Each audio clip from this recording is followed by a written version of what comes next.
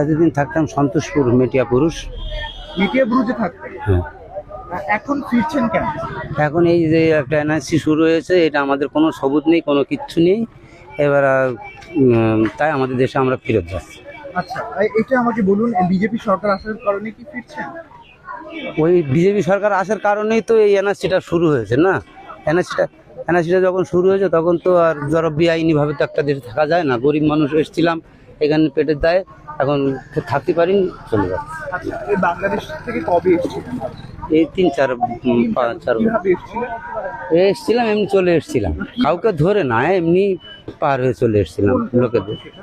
সেটা সেটা হচ্ছে সেই এইদিকে কোথায় ধামাখালি না কি, এইদিকে ধামাখালি? এইদিকে। এটা বলুন নদী পার হয়ে এসেছিলেন?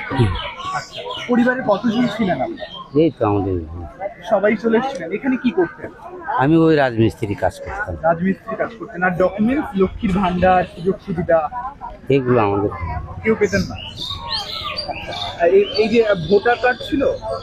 ভোটার কার্ড আমাদের ছিল, কিন্তু ওইগুলো এবার কাজ হয়নি। আচ্ছা, এই এসআইআর এর নাম্বার দিয়েছে? দিয়েছিলাম, ও আসেনি ওসব। না, আমি আমাদের ওসব কিছু হয়নি। এটা বানিয়েছিলেন কিভাবে ভোটার কার্ড?